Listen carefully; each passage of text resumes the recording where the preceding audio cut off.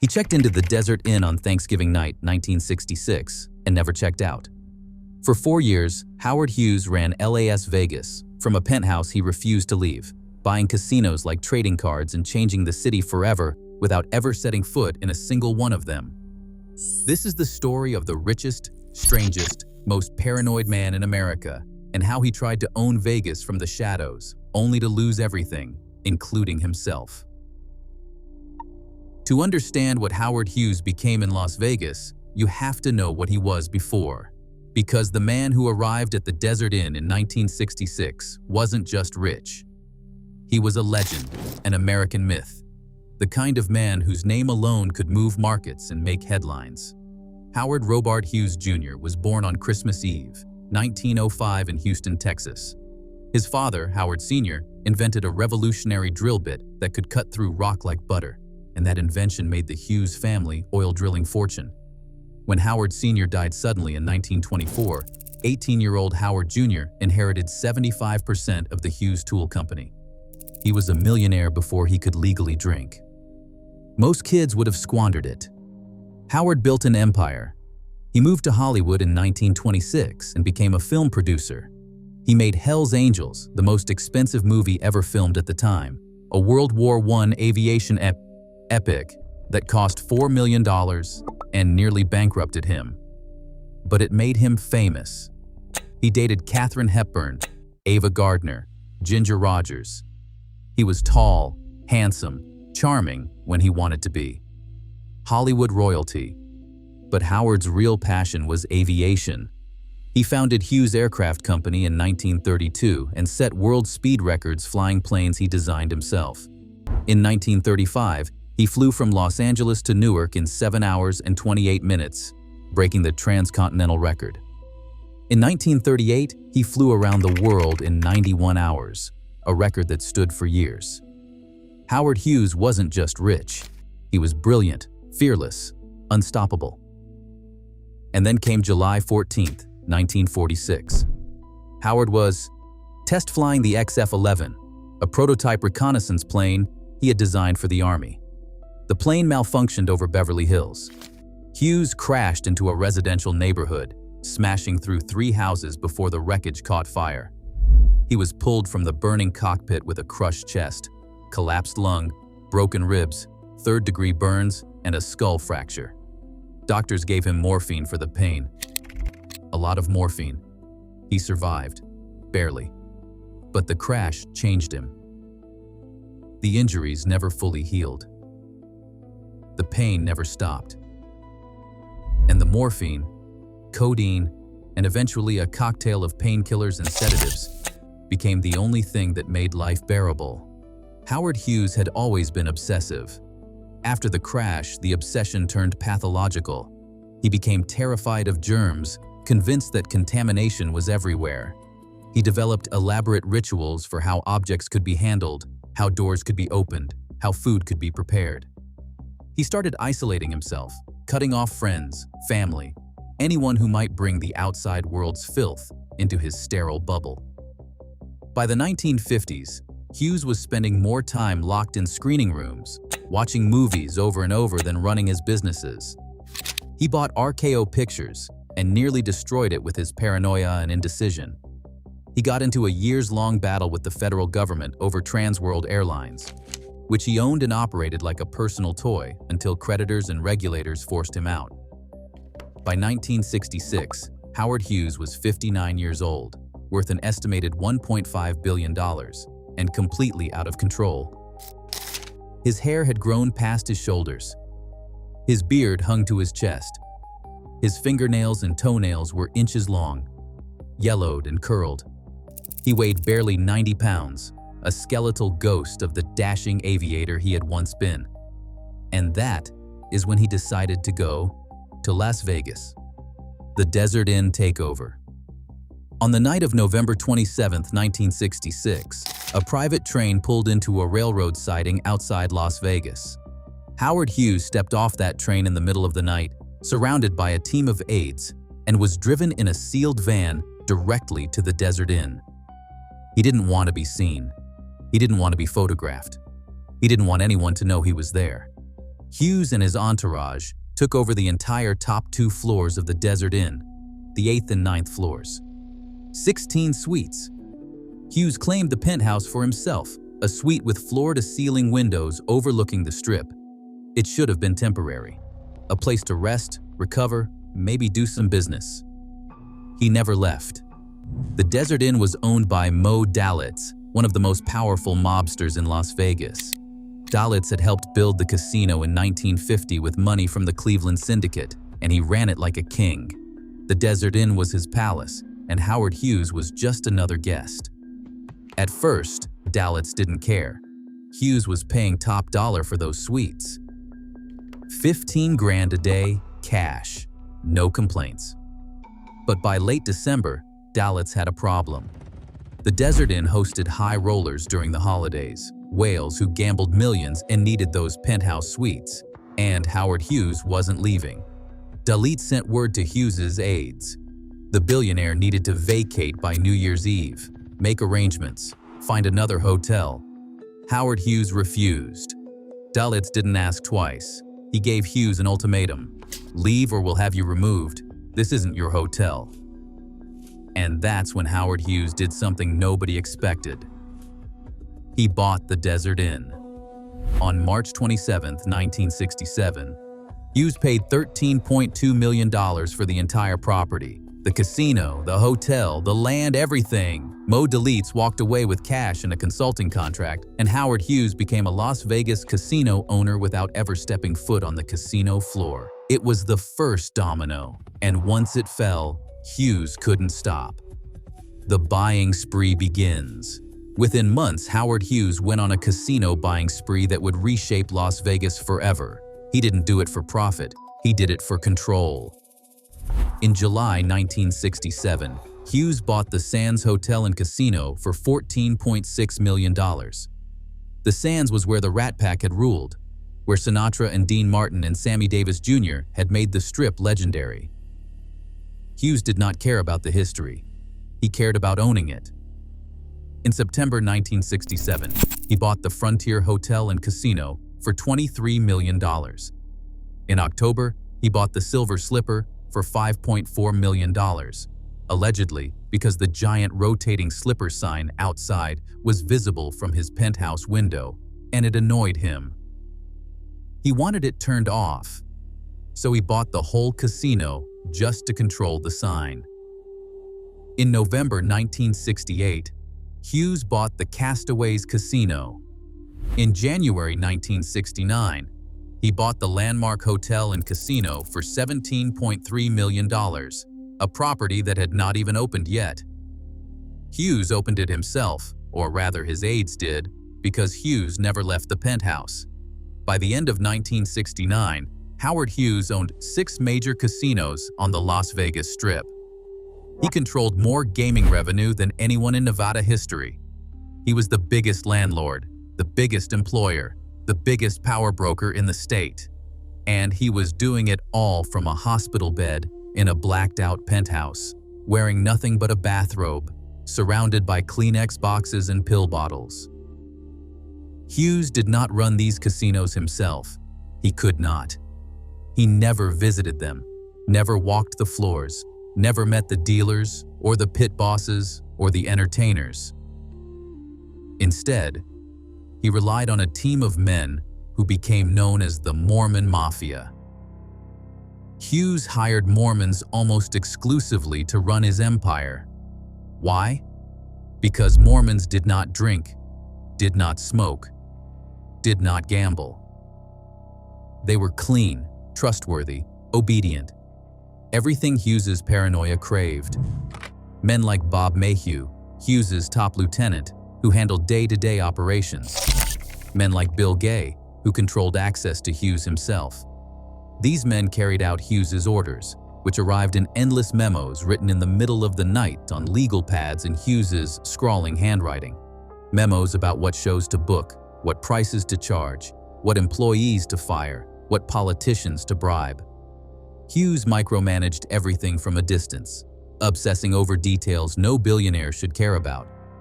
But why was he buying all these casinos? It was not about money. Hughes had more money than he could ever spend. It was about something deeper: control. Hughes wanted to control Las Vegas. He wanted to purify it, sanitize it, turn it into something respectable. He hated the mob. He hated the dirt, the grime, the corruption.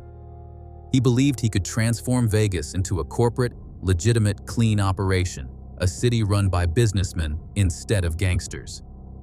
There is an irony in that belief so thick you could choke on it. Because Howard Hughes, for all his wealth and power, was sicker and more disturbed than any mobster who had ever run a Vegas casino.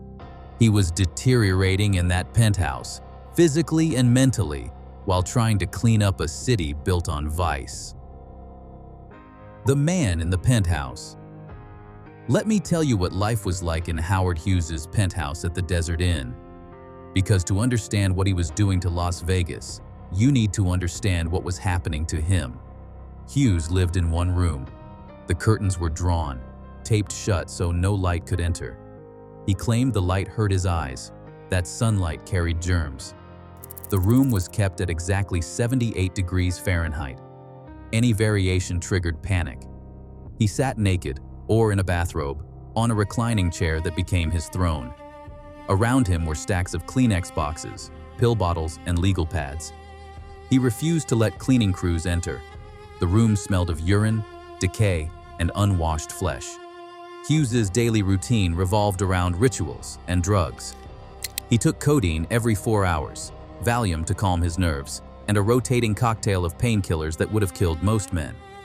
His aides, who he called the Palace Guard, delivered everything to him using a precise protocol. Objects had to be wrapped in tissue paper, handled with specific gestures, placed in designated spots. Food had to be inspected, measured, documented.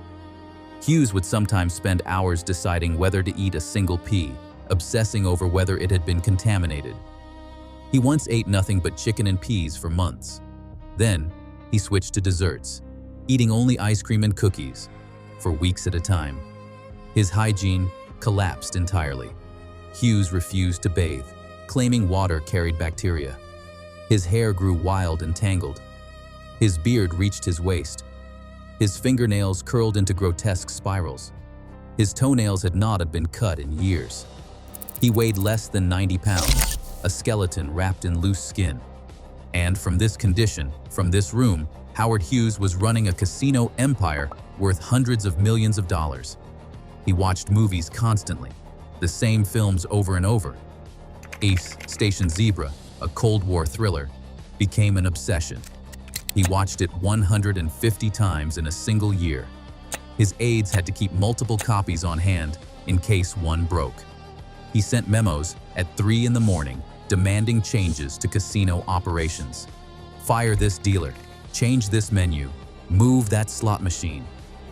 His orders were erratic, contradictory, often insane, but his aides carried them out because Howard Hughes was still the boss. The people who worked for Hughes described him as a ghost, a voice coming from behind a closed door, a shadow moving in the dark. None of the dealers, or waitresses or croupiers at his casinos ever saw him. Most did not believe he was even there. But he was, rotting away in that penthouse, convinced he was saving Las Vegas from itself. Empire of Shadows. Howard Hughes' impact on Las Vegas went beyond the casinos he bought. He changed the city's DNA, whether he meant to or not. When Hughes arrived in 1966, Las Vegas was still controlled by the mob. The Chicago outfit, the Cleveland Syndicate, Meyer Lansky's network, they all had pieces of the Strip. Casinos were fronts for skimming operations. Money flowed to crime families in Kansas City, Milwaukee, Detroit, and New York. The Nevada Gaming Commission knew it but couldn't prove it. Hughes's arrival gave the Gaming Commission cover.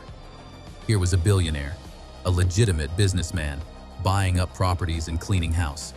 The mob saw the writing on the wall. When Hughes bought the Sands, the outfit pulled its people out. When he bought the Desert Inn, Mo Dalitz took his money and retired. The Frontier, the Castaways, same story. Hughes wasn't trying to push out the mob. He just wanted control. But the effect was the same. Corporate ownership replaced organized crime. Accountants replaced enforcers. The skim dried up because Hughes's people actually reported their earnings. Was it intentional? Did Howard Hughes set out to save Las Vegas from the mob? No. He set out to save Las Vegas from germs, from chaos, from anything he couldn't control. The mob was just collateral damage. But here's where it gets complicated. Because while Hughes was buying casinos, he was also running into problems. Big problems. The United States Justice Department started investigating him for antitrust violations.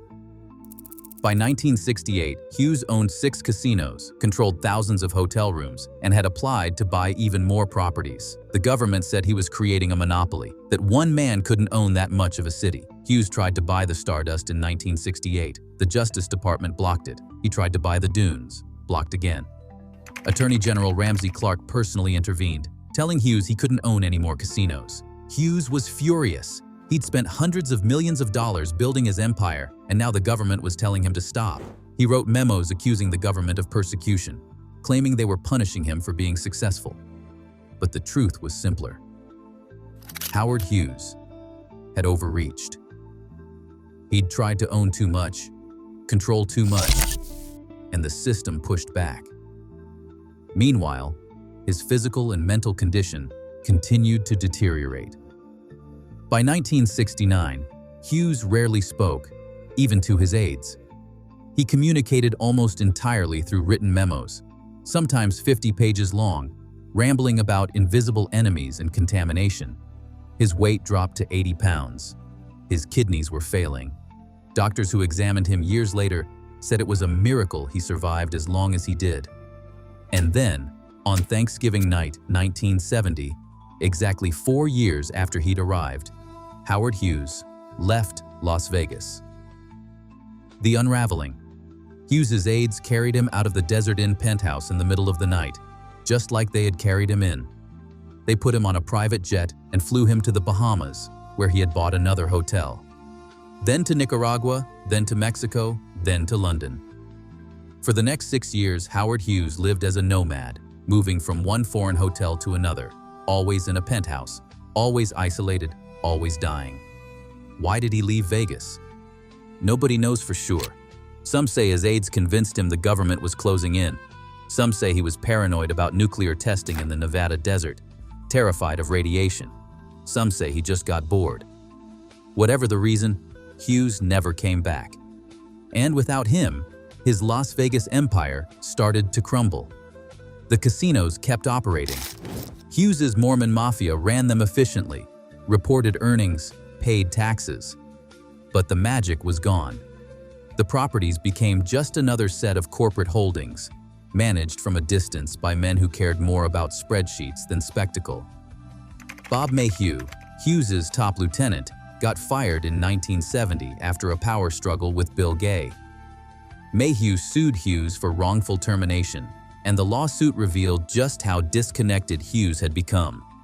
Mayhew's lawyers demanded Hughes appear in court to testify. He never showed. During those final years, Hughes deteriorated completely. He weighed 60 pounds. His body was covered in bed sores. His hair fell out in clumps. He could barely move, barely speak. His aides fed him intravenously because he refused to eat solid food. On April 5, 1976, Howard Hughes died on a private jet flying from Acapulco, Mexico, to Houston, Texas. He was 70 years old. The official cause of death was kidney failure, but the autopsy revealed a body ravaged by malnutrition, drug abuse, and neglect. When the coroner examined him, they had to use fingerprints to confirm his identity because the man on the table looked nothing like the aviator, filmmaker, and billionaire the world remembered. His fingernails were 2 inches long. His toenails had curled under his feet. He weighed 67 pounds. Howard Hughes had spent the last decade of his life trying to escape death through isolation, sterility, and control. And death found him anyway, in the sky, on a plane, surrounded by strangers. Legacy in dust. After Howard Hughes died, the empire he had built in Las Vegas was dismantled piece by piece. The way it happened tells you everything you need to know about what his empire really was. The The Hughes Corporation, later renamed Summa Corporation, looked at the casino holdings and saw dead weight. These were not sentimental investments. They were assets to be liquidated, and that is exactly what happened. The Sands was sold in 1977 to Kurt Kerkorian for $23 million. The same Sands where Frank Sinatra had ruled, where the Rat Pack had defined cool, where Hughes had spent $14.6 million to own a piece of history. Gone. Kerkorian eventually tore it down in 1996 to make room for the Venetian. The Frontier was sold in 1988 to Margaret Alardi for $70 million. The casino Howard Hughes bought to add to his collection. The property he had paid $23 million for changed hands without ceremony. It was imploded in 2007, replaced by nothing. Just an empty lot for years. The Desert Inn, the crown jewel, the penthouse where Hughes had lived for 4 years without ever leaving, was sold to Kurt Kerkorian in 1993. Then, it was sold again to Steve Wynn in 2000. On October 23, 2001, Steve Wynn stood outside and watched the Desert Inn's Monaco Tower implode. 15 seconds, 220,000 pounds of explosives. The building where Hughes had spent 1,460 days locked in darkness, gone in a cloud of dust. Wynn built his namesake resort on that exact spot. The Wynn Las Vegas, a $5 billion monument to modern Vegas. Not a single trace of Hughes's penthouse remains. Not a plaque, not a memorial, nothing. The landmark, the property Hughes had opened himself in 1969 without ever attending the ceremony, was sold to Bill Morris and Joe Kelly in 1977. It limped along for years, never profitable, never special. In 1990, the Kansas City mob was caught skimming from it, proof that even Hughes's corporate vision could not kill the old Vegas entirely. The landmark was imploded on November 7, 1995. The explosion was featured in Tim Burton's Mars Attacks, a fitting end for a casino that had always felt like science fiction, a tower that never belonged. The Silver Slipper, the casino Hughes bought for $5.4 million just to turn off a rotating neon sign that annoyed him, was sold in 1977. It changed hands multiple times, got smaller, cheaper, more desperate. Finally demolished in 1988. The spot where it stood is now a vacant lot, a reminder that even billionaire grudges fade into nothing. The Castaways closed in 1987, demolished in 1987. Replaced by the Mirage, Steve Wynn's volcano-fronted revolution that changed Vegas forever. Ironic, is it not? Hughes bought the Castaways to control Vegas. Wynn built the Mirage on its bones and actually did it. By the 2000s, nothing remained of Howard Hughes' Las Vegas empire. Every building he had owned was either sold, demolished, or repurposed. Every penthouse suite, every casino floor, every poker table, gone. The physical structures erased. But the legacy, that is more complicated, because Howard Hughes, for all his madness and isolation, changed Las Vegas forever. Not in the way he wanted, not through cleanliness or control or corporate efficiency.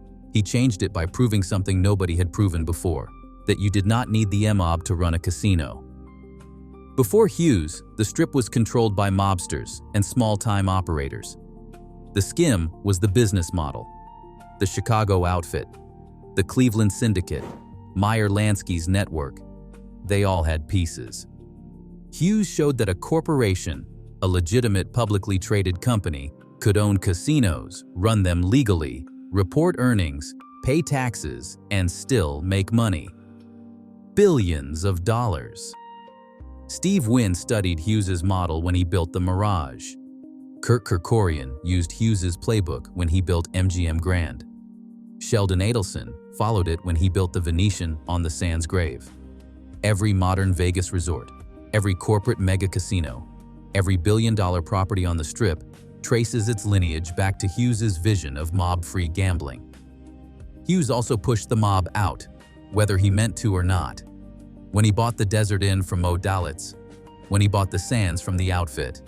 When he bought property after property and installed his Mormon mafia to run them, the mobsters saw the future. Corporate ownership was coming. The skim was dying. The FBI was closing in. Better to take Hughes's money and walk away than get indicted. By the 1980s, organized crime's grip on Vegas was broken. The skim was gone. The FBI investigations, the corporate buyouts, the regulatory crackdowns, all of it started during Hughes's reign. But here is the irony. The thing that makes this story so tragic and so perfectly Vegas. Howard Hughes came to Las Vegas to control it, to sanitize it, to turn it into something respectable. And in doing so, he created the modern corporate strip, a place where billion-dollar resorts are built by hedge funds and private equity firms, where spectacle is not about glamour anymore. It is about maximizing shareholder value, where the magic is manufactured, the spontaneity scripted, the danger eliminated. Hughes wanted to kill the chaos. He succeeded. But in killing the chaos, he also killed the soul. The Vegas that Hughes built is efficient, profitable, clean. It is also soulless. The mob was dirty, violent, corrupt. But they understood something Hughes never did. That Vegas was supposed to be about dreams, not spreadsheets. About danger, not safety. About the gamble, not the guarantee. Hughes spent 4 years trying to build a corporate paradise. And he succeeded. Look around modern Vegas. It is exactly what he wanted. Clean, controlled, corporate. And it is empty. That is his real legacy, not the casinos he bought, not the money he spent, but the Vegas he created. A city where the house always wins because the house is a multinational corporation with quarterly earnings reports.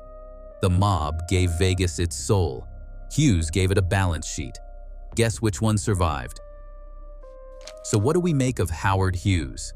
The aviator who became a hermit, the billionaire who rotted in a penthouse, the man who tried to own Las Vegas from the shadows and ended up changing it forever without ever seeing what he had built.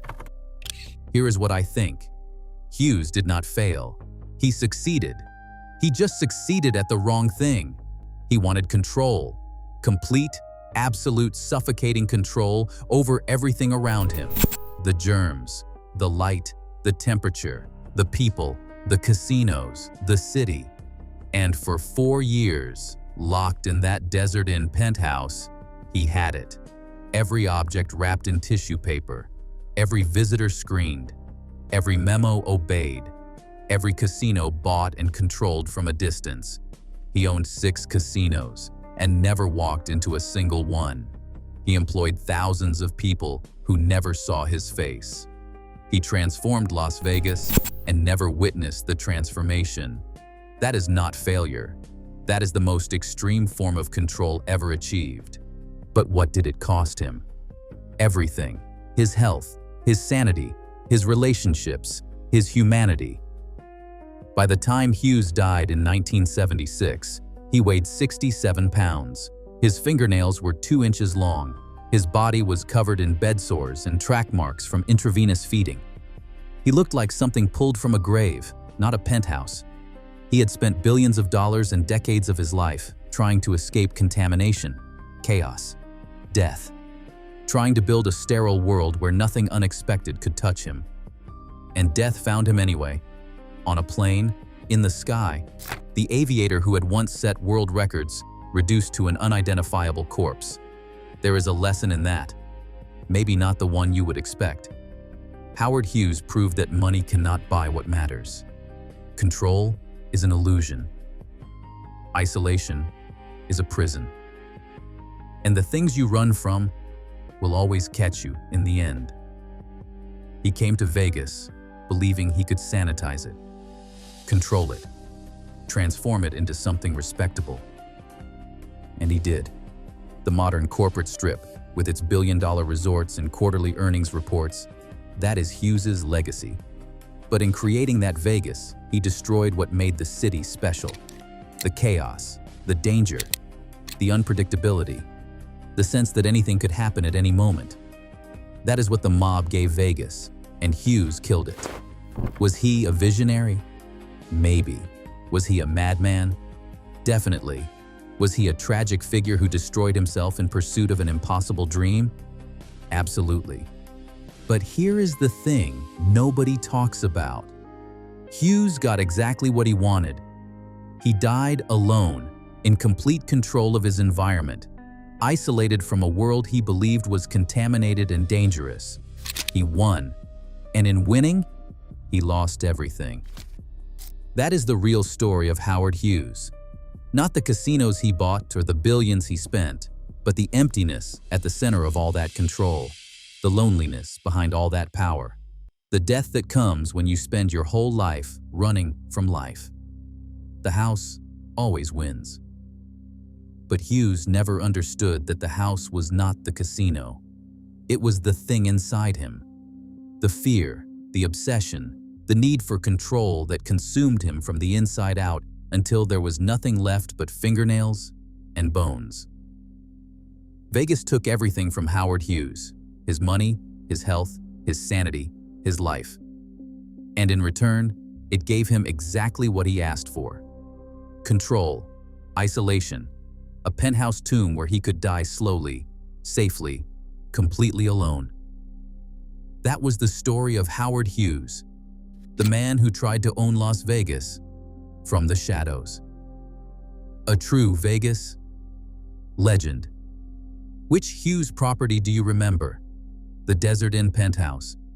The casinos that disappeared? Tell me in the comments. And if you love discovering the real people behind the neon, hit subscribe because every legend has a story, and Vegas never forgets.